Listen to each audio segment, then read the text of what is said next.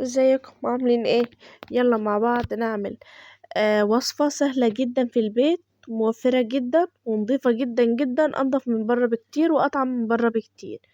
البولة دي فيها مية، حطيت عليها حبة خل وحبة ملح وحبة سكر. كمية الملح قد كمية السكر، ممكن السكر تزودي فيه شوية. ما تخافيش من هتطلع مسكرة معاكي. ده اسمه محلول النقع. هنقع فيه ايه؟ هنقع فيه الفراخ بتاعتي اللي انا هعملها. انا هعمل دبابيس فراخ، انت ممكن تستخدمي صدور. تمام. بجيب الدبابيس بتاعتي، اغرز السكينة فيها كده وانا معدية، اعدي السكينة جنب العظم عشان انا عاوزة العظم بتاعي يكون يعني ايه، جنب منه متخرم عشان خاطر يستوي معايا بسرعة في الزيت وما يحرقنيش، لان كمان الدبابيس بتاعتي كبيرة. فببدأ أغرز كمية الفراخ بتاعتي وأضيفها في محلول النقع. ممكن تبيتي الفراخ بتاعتك بمحلول النقع، ممكن تضيفها تخليها 6 7 ساعات، ممكن تخليها تحطيها فيها يعني حوالي ربع ساعة وترجعي تشتغلي بيها، ممكن. بس كل ما بتطولي فيها كل ما النتيجة بتبقى أحسن. لازمته ايه محلول النقع ده؟ بيشيل الزفارة بتاعتي من الفراخ وبيخليها لونها فاتح معايا وبسرع التسوية بتاعتها. تمام كده، تمام كده.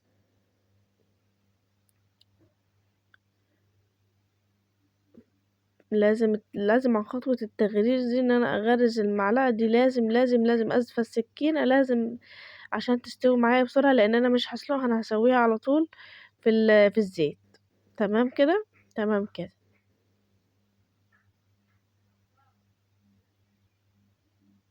هتعمليها ايه ديت الدبابيس دي؟ انا هعملها دبابيس كنتاكي او فراخ مقرمشة، زي ما تسموها يعني، زي ما انتوا بتسموها.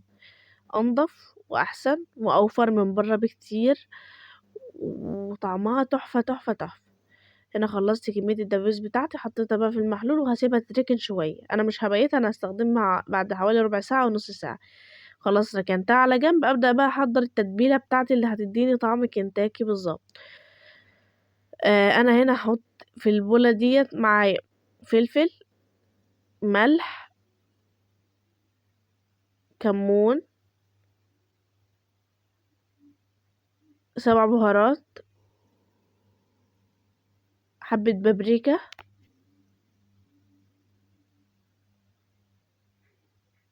بهارات فراخ،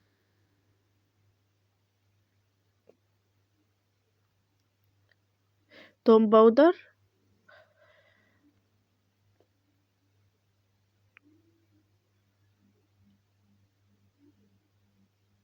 وبصل باودر. تاني: ملح وفلفل وكمون، 7 بهارات، بهارات فراخ، شوية بابريكا، توم باودر وبصل باودر.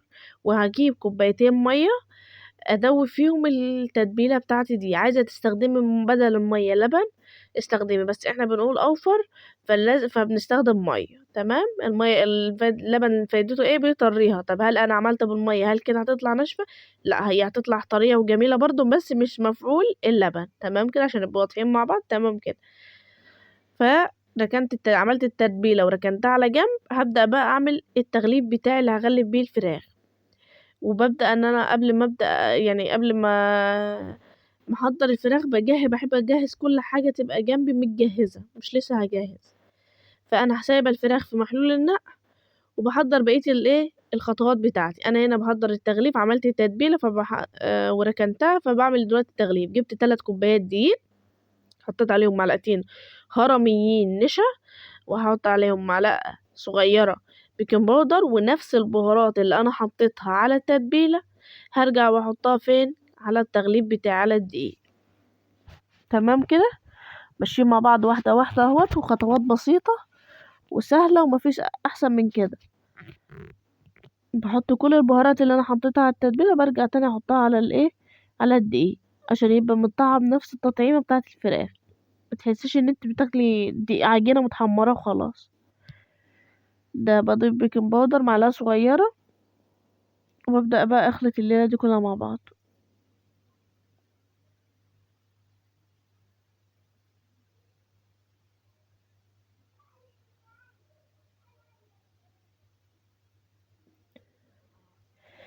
رجعت تاني للتتبيلة بتاعتي، بقلبها تقليبة عشان لو البهارات بتاعتي رست تحت. وببدأ اجيب الدبابيس بتاعتي بعد ما شلتها من محلول النقع وشدتها شطفة كده تحت الحنفية.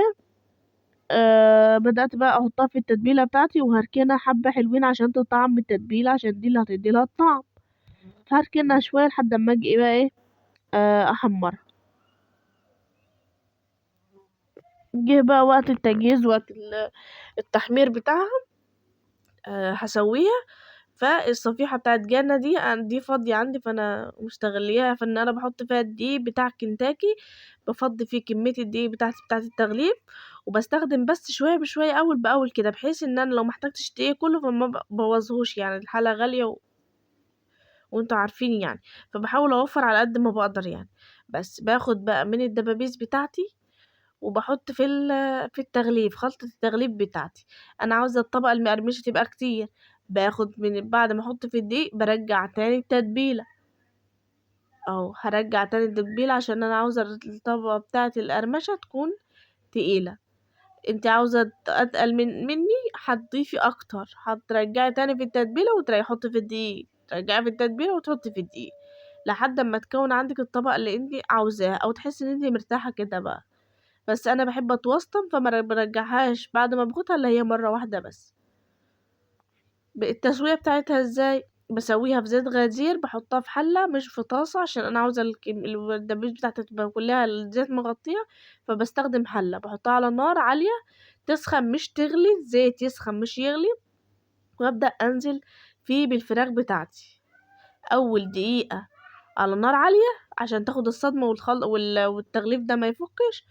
تاني وبعد كده بعد الدقيقة ما تعدي بهدي النار بقى واغطيها، اسيبها تكمل سواها. لازم عن خطوة التغطية والتهدية النار عشان ما تاخدش لون منك بسرعة، وترجع في الاخر تلاقيها نية او الزيت سخن بس مش مغلي. ومغطي اهوت الفراخ بتاعتي، وبضيف بقى كمية الدبابيس وبستنى دقيقة. على فكرة دي على نار عالية. اول ما تاخد الصدمة بتاعة الزيت وحسها مسكت نفسها كده، فهبدأ بقى اهد النار عليها واغطيها.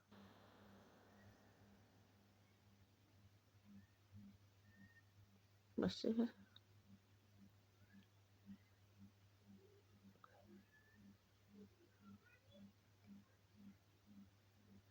بغطي عليها بقى النار واسيبها تكمل سوا. كل شوية برجع ابص عليها تاني عشان خاطر ما تاخدش مني لون برضو. انا مش ضامنة الظروف يعني، مش ضامنة الزيت بتاعي، فكل شوية برجع ابص عليها وايه ودي، وما بقلبش الا في اخر شوية. يعني شوفوا لما خدت لون بدأت اقلب، لان التقليب فيها بيوقع التغليب بتاعها. كل ده والكفر بتاعي اهو ما وقعش حاجة في الزيت، ومتماسك. وبصوا ما فيش اي تقصير يعني، مية مية هي كده عاملة اللي عليها وزيادة. بغطي بقى واسيبها ايه تستوي. بس هنا بدأت تاخد لون اهو. هرجع بقى اشيل الغطا واسيبها شوية ايه في الزيت كده تاخد اللون، توصل للدرجة اللي انا عاوزاها تبقى تحت عيني كده. بعد كده بقى ايه هبدأ اطلعها لما تاخد اللون بتاعي. هبدأ اطلعها في مصفى عشان نتخلص من الزيت الزيادة اللي فيها، لان هي متسوية في زيت.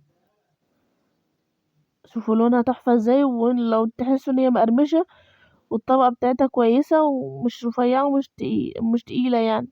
فتحفة تحفة، جربوها ان شاء الله هتعجبكم احسن من بره وانضف بكتير. اهو الكمية. ابدأ بقى انزل بالكمية اللي بعد كده، نفس اللي عملته في اول مرة اعمله في تاني مرة. اعلي النار اول دقيقة وبعد كده هدي وغطي النار وغطي الفراخ بتاعتي. هوريكم بقى شكلها في الاخر. شوفوا دي الكمية بتاعتي، والله العظيم الكاميرا ما هي مبينة لونها حلو قد ايه. وانا حاسة ان هي مش شكلها كده مش مغري، بس هي في الطبيعي كانت تحفة تحفة تحفة، وكان شكلها احسن بكتير. انا بصوا الكاميرا مش عارفة تظبط اللون بتاعها. اهو اللحم بتاعها ابيض، هي سخنة جدا. والله العظيم لونها احلى من كده بكتير. انا بحاول احرك الكاميرا في كذا اتجاه عشان خاطر ابين اللون. عايزه ابين اللون اهو كده بدأ يبان شويه لما رفعت الكاميرا لفوق. شكله مرتب شويه. جربوه والله هتعجبكم. بالهنا والشفا. باي باي.